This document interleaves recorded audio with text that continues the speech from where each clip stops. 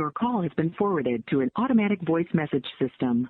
Matt Horn is not available. At the tone, please record your message. When you have finished recording, you may hang up or press 1 for more options. A vessel of unknown origin has crash landed. I need you to contain any conceivable alien force. Full kit. He wants you ready to rock. Copy? Woo! That's what I'm talking about. Got some blood here, Shep. possible contamination. There's nothing here.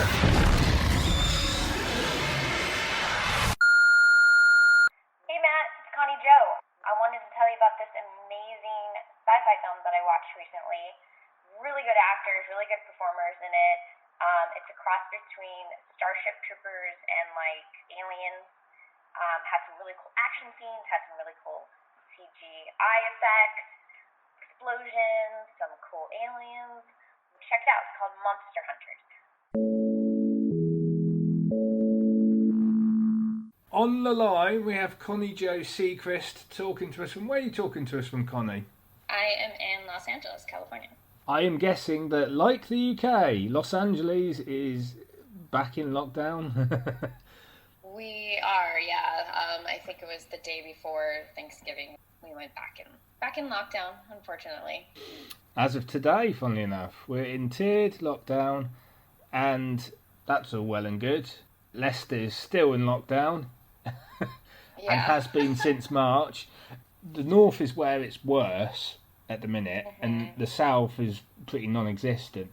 People are not being safe about it. Like, there's a lot of people that are still partying and going to bars and being very close contact with other people and not wearing their masks, and that's what's causing all of these lockdowns to happen again.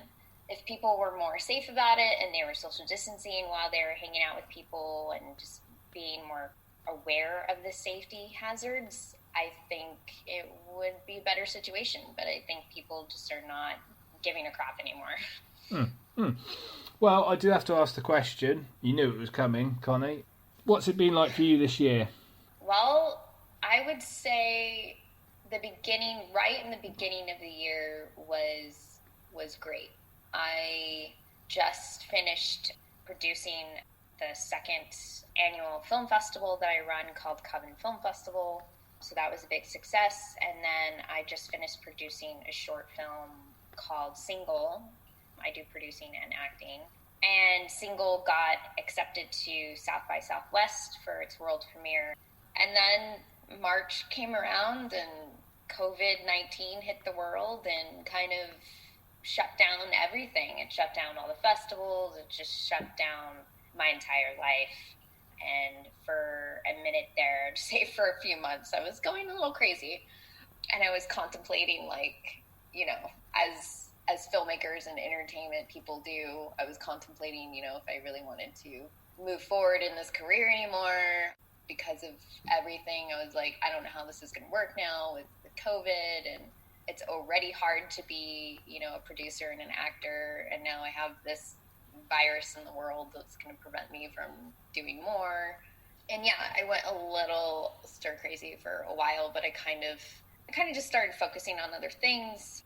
I kind of started focusing on my artwork. I do a lot of like different acrylic type of paintings, abstract paintings, and started focusing more on that and trying to figure out kind of what I want my future to entail. And then I started getting calls around June when production started opening up again, and just started booking a whole bunch of jobs. And one of the jobs that I booked was the lead role in this sci-fi film called Monster Hunters. I knew one of the producers because I helped out the producer on her short film. I volunteered on her short film last year as a background person, and she just remembered me, and she's like, do you want to audition? And I was like, yeah, sure. So I auditioned for 2 supporting roles, and then they offered me the lead role. This is my first leading role in a feature film, and that kind of kicked off everything for me for the rest of the year. And ever since I landed the role in that movie, I've just been so busy with acting and doing producing for other projects.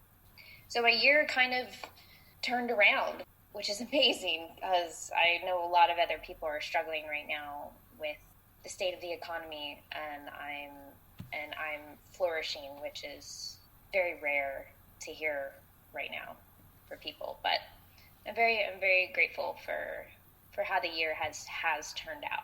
Well, before we get on to Monster Hunters, when this is over, do you think that the damage to the independent film sector is going to be easy to sort of, what would be the word, adjust to? Or do you think that because of, what's happened, people are going to find it a bit harder to get financing and projects off the ground?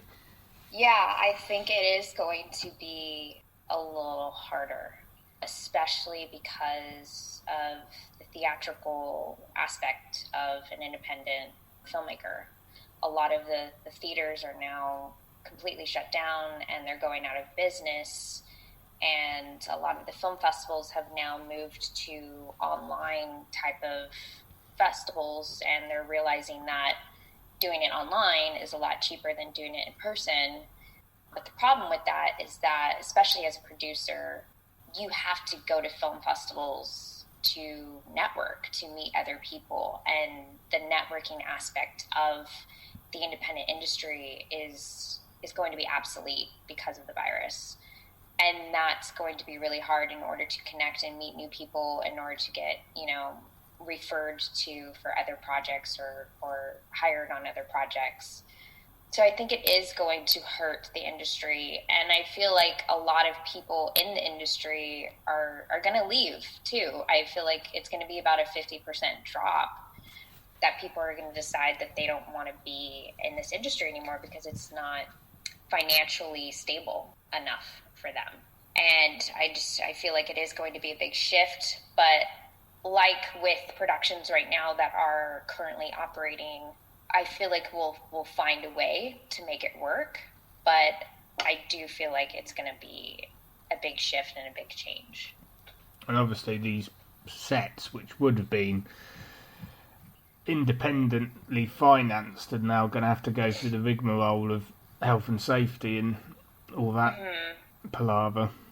Yeah, and that can get very expensive, especially if you're doing like a SAG production. SAG has a lot of rules and guidelines regarding COVID, and it's going to cost you. It's going to cost you, a lot more money to produce a film. And so I feel like a lot of films might start going to non-union stuff because it's less restrictions and it's less expensive. But yeah, it is going to be a big shift, and I feel like a lot of people, again, are going to kind of not make their films during this time and wait until the pandemic and the vaccine is out. Or if they do make a film during this time, they're going to try to make it, as cheap as possible and hopefully as safe as possible as well. Well, during this crisis, I've been pleasantly surprised how, given everything stopped, that I just kept going. Yeah. Yeah. And obviously that comes quite well into this wonderful little sci-fi film we've got here, Monster Hunters. It was released on streaming, but was that always going to be the case, or were they going to theatrically release it? I think they were hoping to at least do a one-time theatrical screening of the film, but unfortunately, a lot of us thought that the virus or the pandemic was going to be, taken care of by the summer, but that hasn't happened. And so, of course, for the safety of people and cast, crew, and audience members, they just decided to release it on VOD, and I believe it will be on DVD as well, available in red boxes. But yeah, I think they were hoping to at least do one type of premiere type status in a theater. And we should point out it's a Tom Sizemore film. Yes. Yeah, and I actually worked with Tom Sizemore previously on a film called The Pining, which is another kind of sci-fi type of genre film. So yeah, it was great to work with Tom again. He's a very interesting fellow, but when the camera rolls, he's on point. He's on it. He did a really good job with this film.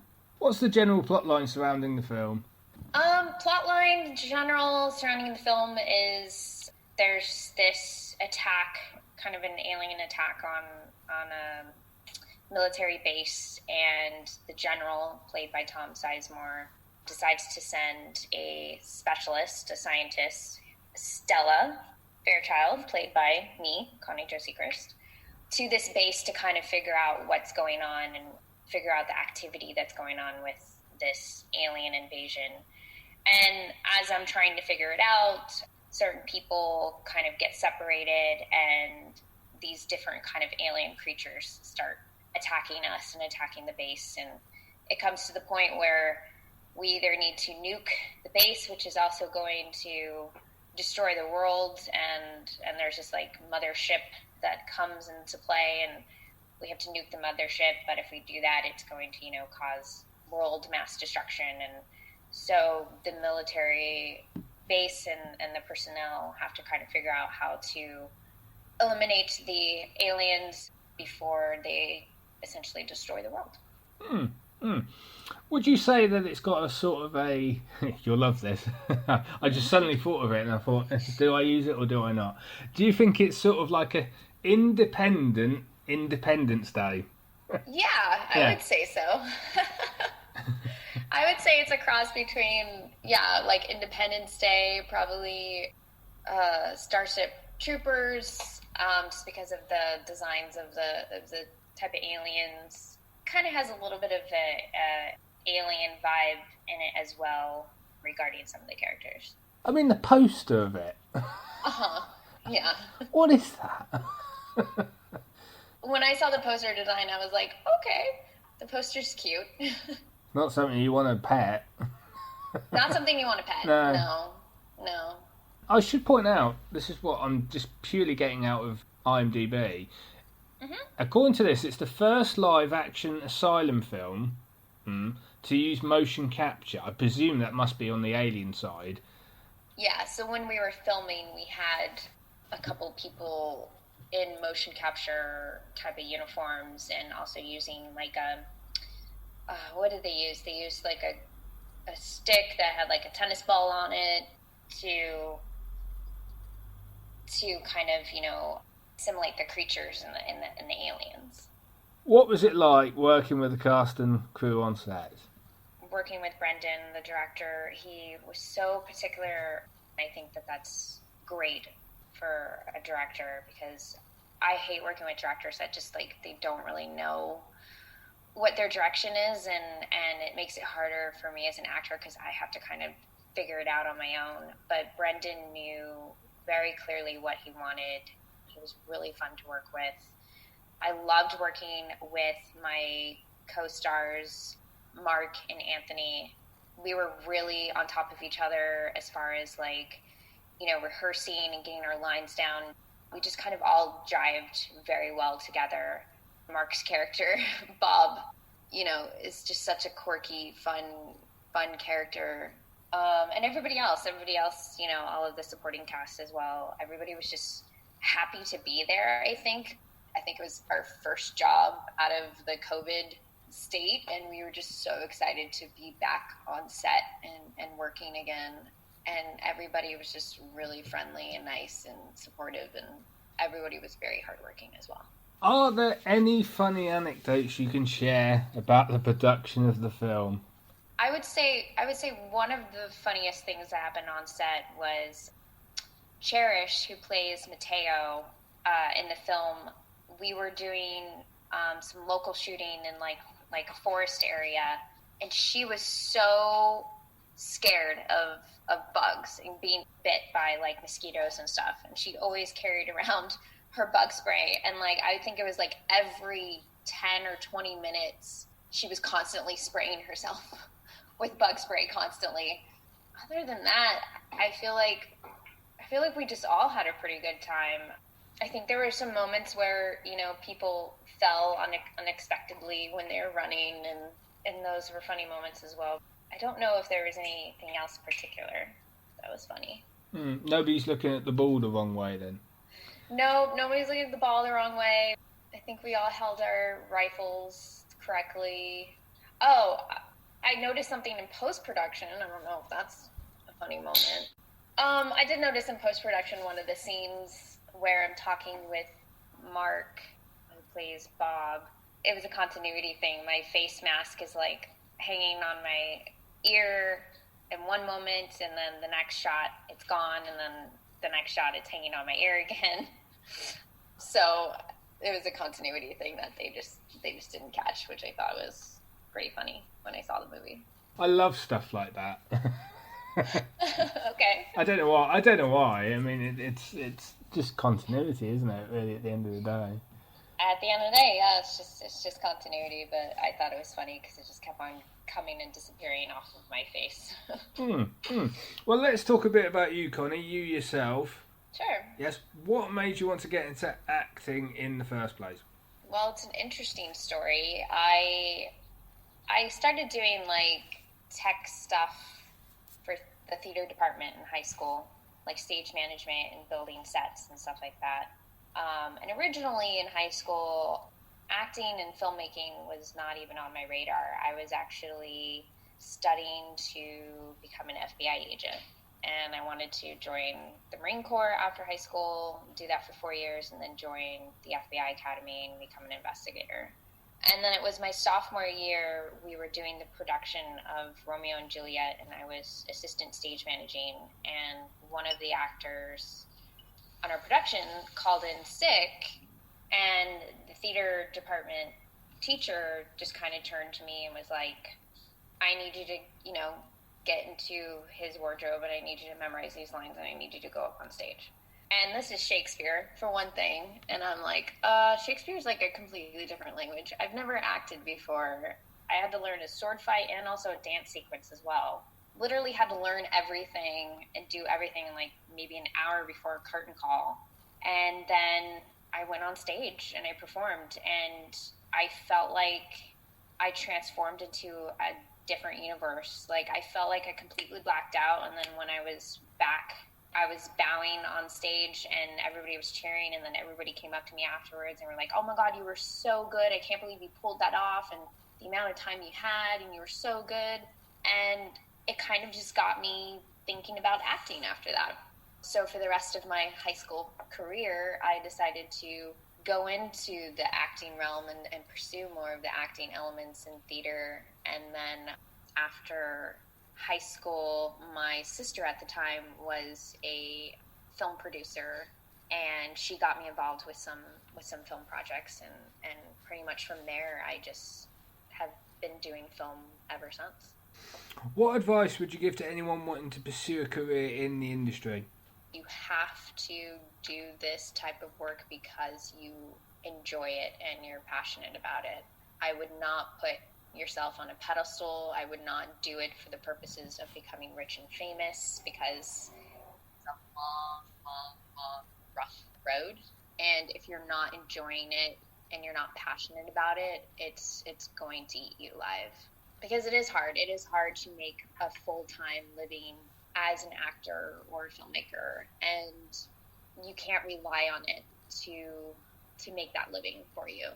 But if you're doing it specifically because you're passionate about storytelling and you want to make projects, and you're helping people make their projects, and you're working together as a collaborative team with other people, and you're uplifting other people while you're uplifting yourself, I think you're going to enjoy doing this career. But if you're doing it solely for the purpose of money and fortune and fame, it's not going to be the best road to take. Well, you've done a bit of everything, haven't you? I've looked at your IMDb, sort of both in front of the screen and behind the screen. And obviously you mentioned about being a producer. Is there a particular kind of project that you would pick as a producer? For producing, I try to pick projects that have a powerful message to say. Projects that, represent people that don't normally get seen on screen, or stories that are not usually told. Things that make people think and really open up their eyes to the different things that have happened and the different people in our world. Those are particularly the projects I like to produce. particularly, I produced a short film recently called Single, and it's about two individuals that have this rare bone disease where they were born without limbs. And there's people like that out there in the world that are born without a hand or born without an arm. And it's about how they go about their life and find friendships and love and relationships. And then recently I produced another film called From Under the Bridge, and it's a bully story. It's about this girl who was getting bullied at school, and she was also getting cyberbullied online, and kind of the emotions and the waterfall effect of bullying and those kinds of messages and stories really intrigue me as a producer to do. I want to produce things that are very meaningful to people and make people stop and think and realize and reflect on things and hopefully make the world a better place.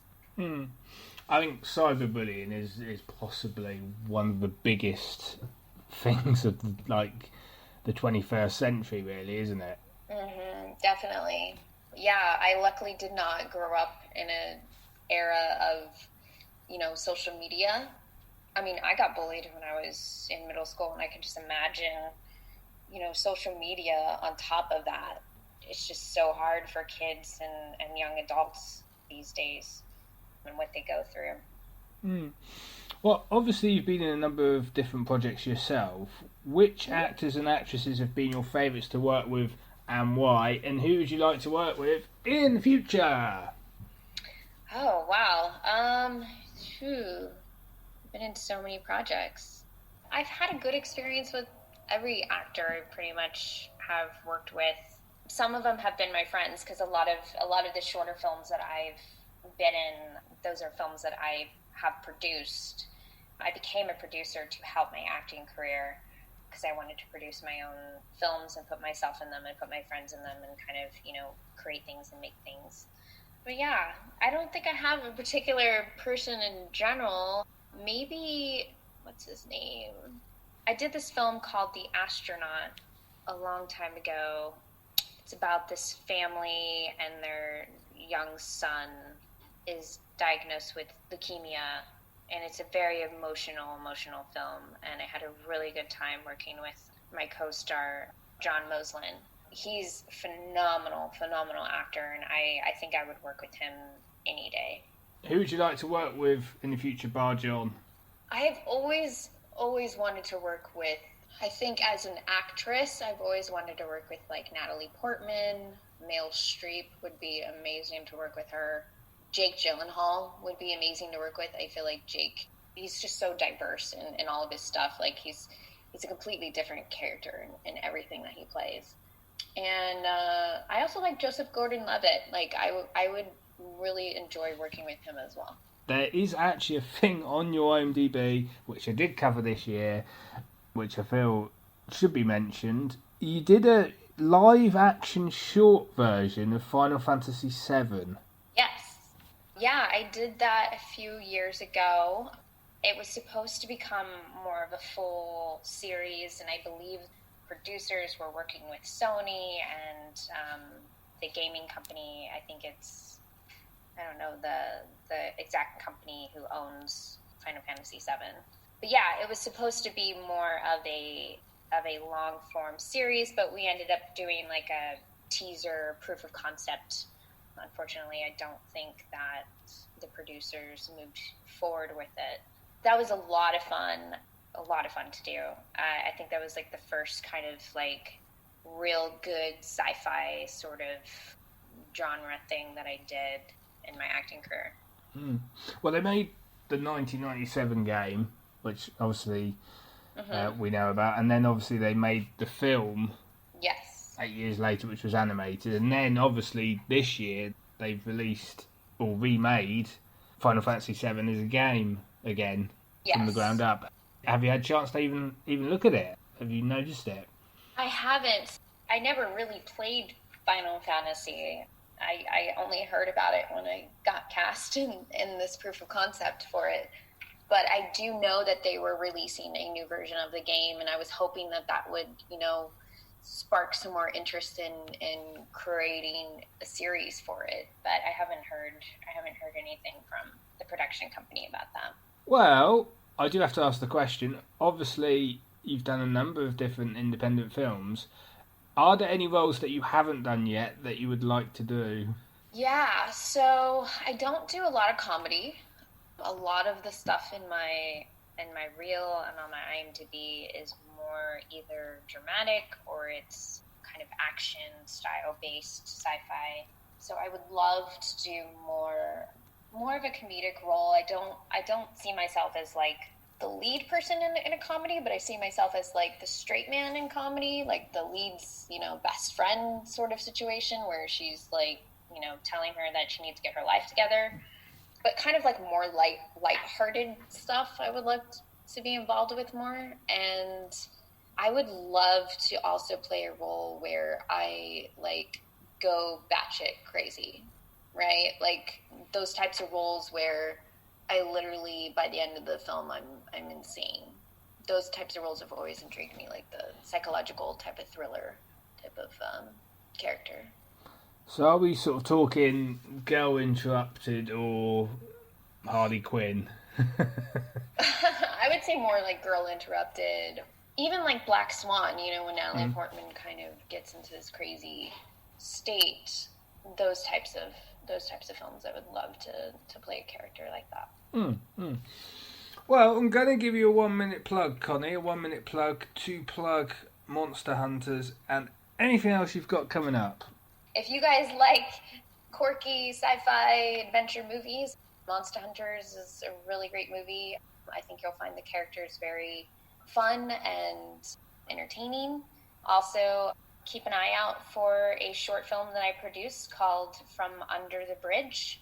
It's about bullying and cyberbullying based off of a real story about a girl who got bullied when she was young. Keep a lookout for that because I think that's going to be a really powerful film. Well, Connie, it's been a pleasure interviewing you. Thank you. It's been a pleasure talking with you. Thank you so much for having me on your show. Obviously, we'll have to get you back. Yes, definitely. Thanks very much for your time. Thank you. Thank you. Bye-bye now. Bye.